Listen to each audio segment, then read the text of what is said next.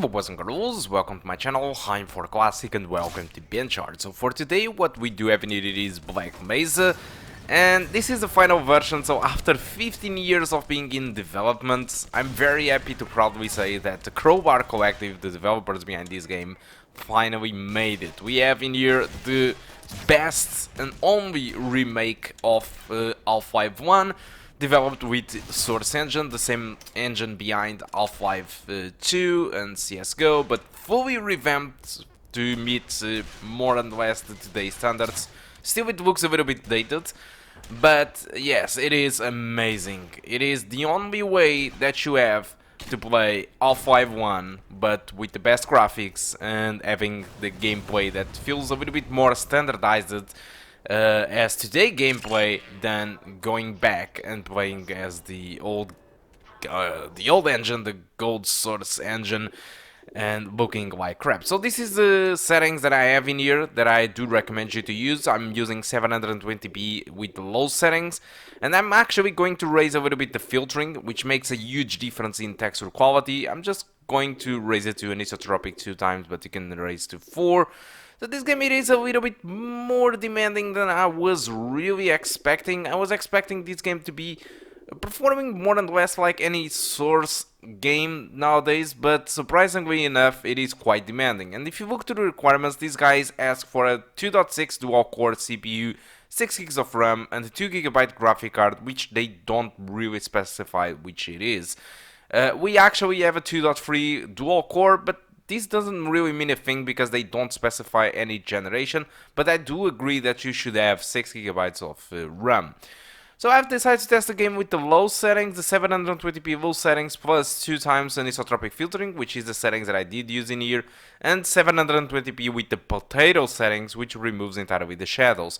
The potato settings, it is the only setting that allows you to go above 30 frames per second during the level that I'm going to test in here. My recommended settings provide an average of 42, but there are times where it does drop from 30 frames per second, and the regular low settings with the resolution of 1366 per 768, what happens is it can drop down to 22 frames per second. So, but what happens really is that this little level over here, it is much more demanding than any other place in the game aside from Chan or Zen or whatever the name. So the latest levels of this game on the Black Mesa, which takes place on the Zen ambience, what really happens, it is quite demanding. And also this level, it is as much demanding as Chan. So if you play this level or Chan, this is a performance that you can expect. Something around 30 frames to 40 frames per second most of the time, sometimes even 50. So it's a low frame rate for Source Engine, but this is what you can expect. Any other regular level on this game, levels that take place inside the laboratories or anything like it, you will see frame rates above 50 frames per second. Most of the time you can see something around 60 frames per second to 80 frames per second. And you can actually see this if you continue to enjoy the video. For example, as soon as I get to a new loading screen and I load into a new area, a more confined area, you will see that the performance will be mostly above 60 frames per second. But on this specific part, on this specific level, and on the Chan levels, this is the performance that you will get, which is a far cry from all the other levels. So I decided to show you just the worst case scenario, which you can expect from the GT 740M. Alright, so it is quite playable, and despite the low settings, it is called low settings. I think it looks pretty good for the Source Engine. You still get dynamic shadows, you get flashlight shadows, you get very good textures, in fact the maxed out texture quality that you can enjoy, and you just lose stuff like God rays. You even have motion blur in here, which is something that not all the people actually enjoy. So you get dynamic shadows, although the quality it is not the best, but they are here. So I think for the low settings it looks really quite good. The only thing that I find it to be a little bit lacking, it is the anti-aliasing, because nowadays we have much better solutions than what it is being used in here. We have TAA, we have SMAA, and the anti-aliasing that it is taking place in here doesn't look really that good, and I can see a lot of aliasing going on in here, which is a little bit disappointing in my opinion. Alright, So, but what about the game? What is this Black Mesa thing? So, like I did told you before, this is a full remake of Half-Life 1. And Half-Life 1 for me, when I started to play Half-Life, it was in 2004. My first experience with the Half-Life universe, it was Half-Life 2 in 2004. And when I started Half-Life 2, I was immediately completely astonished with that. It was simply amazing. I just loved everything, the ambience, everything about Half-Life 2. It was my favorite game and at the time, and also Max Payne 2. Both of them were my favorite games from all the times, including of course GTA Vice City from that time and all those games. But seriously, Half-Life 2, it was completely insane. But I haven't really played Half-Life 1, and I wasn't really interested in playing it, because every time I saw the graphics and the technology behind Half-Life 1, even at the time at 2004, I really thought it was very dated, and at the time I was kind of a graphics whore, something that I am not at the moment, and I just immediately discarded Half-Life 1 just because of its graphics and technology. So let alone kids nowadays at 2020, because I'm pretty sure they won't just pick up Half-Life 1 because of the graphics. I know there are some people that are different and want to experience old stuff, but most of the kids nowadays, or most of the teenagers or anyone that haven't played Half-Life 1 before, I'm pretty sure it's not going to touch it because of its technology and its graphics.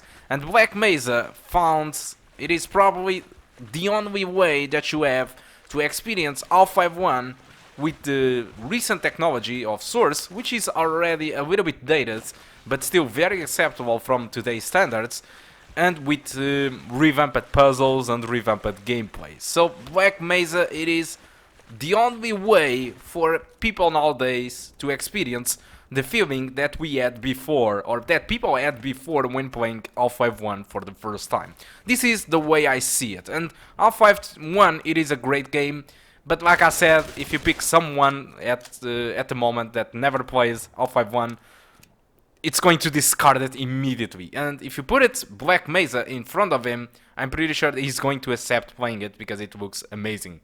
Despite it's not the best graphics in the world at the moment, it feels amazing. It has a lot of physics and a lot of technology, and the gameplay, it is just like Half-Life 2, which is amazing as usual. So that's the way I see it. And it is a great launch in my opinion. It still has some bugs here and there. There are the performance issues which people complain.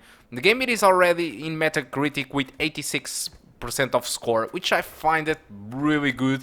This was a mod, keep in mind, and now it is a full game, and it took 15 years to deliver. So amazing. Yet the reviews are overwhelmingly positive in Steam. 97% of the fans are completely satisfied with the game.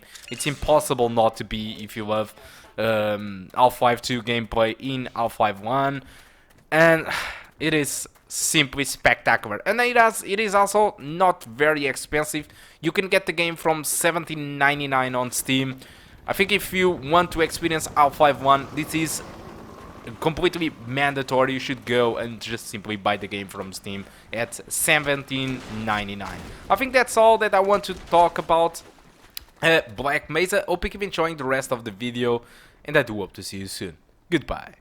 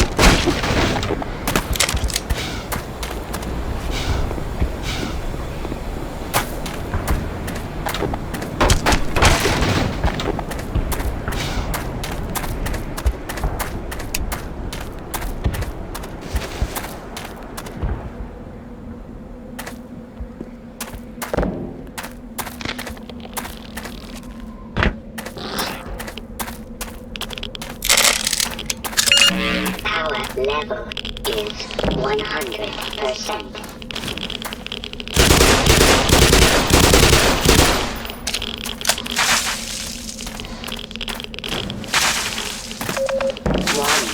Hazardous radiation levels. Hazardous chemical detected.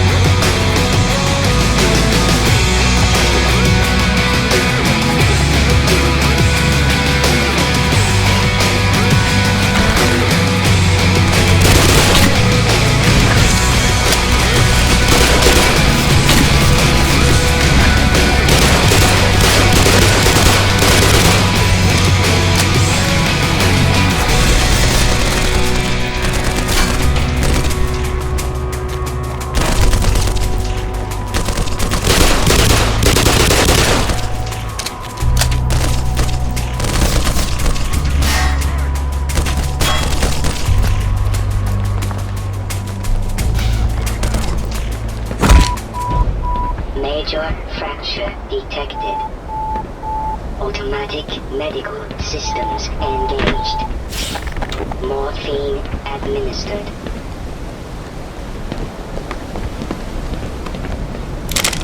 I got something for you. Start going out!